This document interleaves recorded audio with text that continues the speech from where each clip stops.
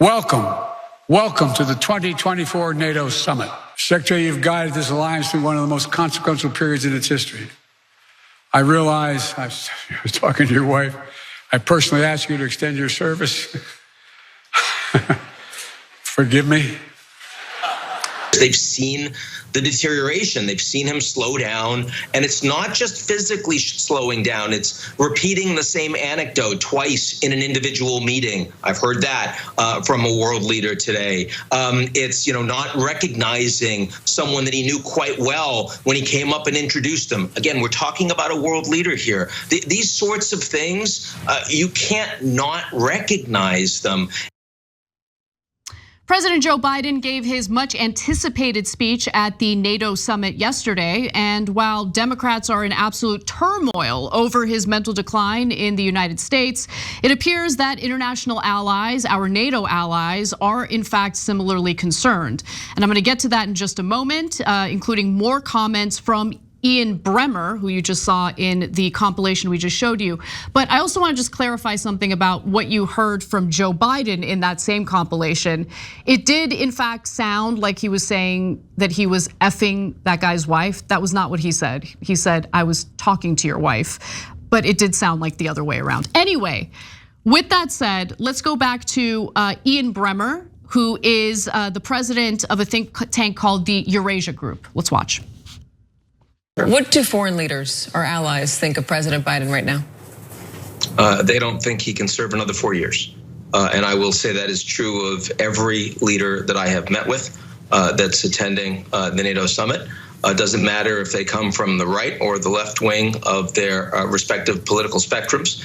And this isn't news to them.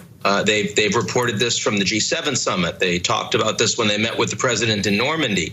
It's not that they don't like him. In fact, they're deeply concerned. NATO allies, more than other countries around the world, very concerned about what it would mean if Trump were to become president, given his stated policies on Russia, Ukraine, and on NATO, and on the European Union. So, I mean, it's not like they're saying, we don't like Biden, we want him to go. They just don't think he's up to it. They increasingly think he's going to lose. I thought that the analysis you just heard there is spot on, and I am not surprised at all that the leaders of our NATO allied countries are concerned about Biden losing the election. You have to keep in mind that when it comes to Donald Trump, he's actually kind of mixed on NATO. There was this idea that he was going to pull the United States out of NATO. Obviously, that didn't happen. NATO allies didn't like Trump because he had a lot to say about their contribution to defense spending, which we'll get to in just a moment. But I think what they're more concerned about is the fact that, when it comes to the constituents who support Donald Trump, there's a sizable portion of that constituency that wants to stop sending money to Ukraine. They are, in fact, America first. They have more of an isolationist mindset, and they want to stop sending money to foreign wars. And unlike the Democratic Party, to be quite frank, Donald Trump seems to be a little more receptive to his voters. So I do think that they have more sway over some of the policy decisions that Donald Trump might make. And these NATO countries know that Russia could potentially be more of a threat to their own sovereignty if Donald Trump does in fact listen to his own voters and stops assisting, Ukraine when it comes to fighting off Russia. And so that's what's really going on here. They're kind of panicking about Biden's chances of beating Donald Trump. But I also wanted to just briefly touch on a related issue, and that does have to do with the NATO funding, because that issue came up both in Donald Trump's recent Doral speech. He had a rally in Doral, and during that rally, he had something to say about NATO funding, and so did Biden. So let's start with this video with Trump basically attacking Biden about NATO funding as Biden was at that summit. But 6 months later, I went back to the second meeting and I said, you know what? You're not paying your bills. You got to pay your bills. Somebody stood up from one of the countries, 28 countries, and only 7 were paying what they should be paying. 28 countries, think of that.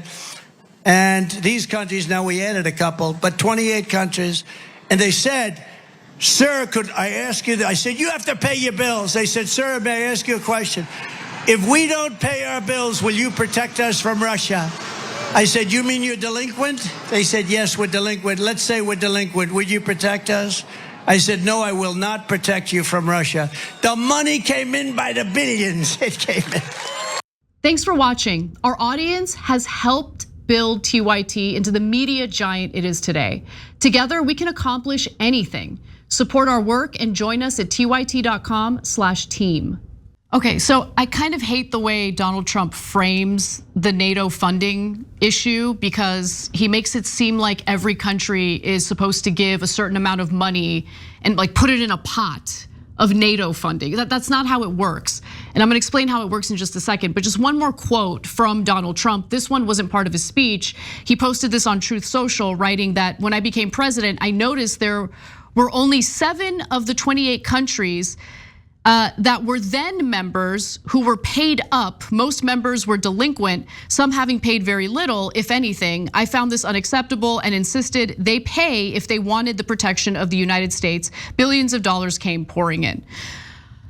Okay, so let me tell you what the reality is, because again, this isn't like some NATO fund that every NATO ally contributes money to. No, after Russia annexed Crimea in 2014, NATO allies got together and they agreed, they pledged to each contribute 2% of their country's GDP on their own defense. And the whole idea is to bolster their own militaries in order to fight off a threat. Now, Trump is actually correct that when he came into office, the vast majority of NATO allies were not hitting that 2% GDP target. And to his credit, he did pressure some of the countries to increase their contribution to their own militaries, to bolster the funding for their own militaries in order to basically have more might should there be a threat from Russia. Now, keep that in mind as we go to the next clip, because here you have Joe Biden talking about countries now hitting the target. Let's watch. And today, NATO's better resourced than it ever has been. I want to pause on this because it's significant. In the year 2020, the year I was elected president, only 9 NATO allies were spending 2% of their defense GDP on defense. This year, 23 will spend at least 2%. So what's the truth? Okay, because now Biden's taking credit for NATO countries increasing their contributions to their own militaries and following through with the pledge. Donald Trump took credit. Like, what's the reality? Who deserves the credit? Okay, first of all, both of them are getting numbers wrong. Now, I should be clear that after the Trump administration, the number of NATO countries actually increased from 28 to 31. So now there are 31 nations who are part of the NATO alliance. And I want to tell you what the numbers were, both prior to Trump coming in and what they are now. So when Trump was elected in 2016, most countries actually were not meeting the pledge. Only 3 countries were. So it's funny because Trump said like 7 countries were, but that's not true. Only 3 were, and that included the United States, UK, and France wasn't quite there, but close enough, okay? Nearly 2% of their GDP went to their own military.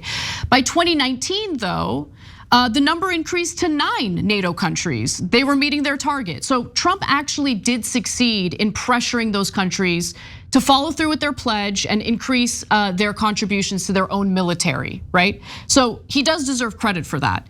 By 2023, though, the number of countries hitting the 2% GDP target increased, likely due to the fact that Russia invaded Ukraine. So once Russia invades Ukraine, then you have the NATO allies realizing, oh, we need to bolster our military funding because Russia is a real threat. And only 11 of the 31 NATO nations were predicted to spend more than 2% of their GDP in defense in 2023, according to NATO estimates published in July. Almost a decade ago, only 3 met that mark, okay? So that was reported by ABC News. I wanna show you this chart. This is a super helpful chart that ABC News also published, and it shows you all of the various NATO countries that hit the 2% GDP mark. That includes Poland coming in at number 1. They contributed 3.90%, United States 3.49%, Greece 3.01%, Estonia, Lithuania, Finland, Romania, Hungary, and Latvia, and the United Kingdom and Slovakia. They all hit the target. France is close, just like I mentioned earlier, but not quite at 2%. Now, the US was estimated to spend 3.49% of its GDP in 2023 on defense. We love spending on defense, right? We spent $860 billion. Poland did come in at first at 3.9% of their GDP, but their economic activity isn't quite as stimulated as the United States, so that would amount to $29 billion. The only other country estimated to pass the 3% mark was Greece, with more than $7 billion. Now, the United States allocates almost twice as much of its GDP, $860 billion, as European allies and Canada do together, roughly $404 billion. The US contribution makes up 2/3 of the total NATO defense expenditures. This has been the case since the alliance was founded. Now, I also want to be clear though, it's the overall military funding that each country contributes, right, to their own military. And as we know, the US loves to bolster military funding, and year after year, almost with zero debate, both parties approve increases to our military budget. And so it's not that we're doing it specifically for NATO, we're doing it because this country is owned by corporations, including private military contractors. But the whole reason why I'm bringing this all up is because as much as people might hate to admit it, Donald Trump did succeed in getting NATO allies to bolster funding to their own militaries. He does deserve credit for that. And sure, you can say that the number of countries hitting that target increased under Biden as well. It's just a little more murky with Biden because at that point, you have Russia invading Ukraine, and so these countries obviously had more of an incentive to increase their military funding in order to fend off a threat from Russia. But if you're wondering overall whether or not Biden bungled the NATO summit, I watched his whole speech. I'm gonna be fair, I thought that the speech, all things considered, was good relative to how Biden's been performing recently. That's about as much as I can say. And I think what's also telling is how NATO leaders, countries, the leaders of NATO countries are feeling about Biden. And as you heard from Ian Bremmer, they are concerned not only about Biden's mental fitness, but about his ability to beat Donald Trump in the general election. And I think that's information that people should take to heart. We'll see if the Biden administration takes it to heart. Hey, thanks for watching that video. We really appreciate it, guys. And we appreciate it if you become members because that allows us to be independent, honest, progressive, all the things that you don't get from corporate media. And all of that is because of you guys. Hit the join button below and become one of us, become a young Turk.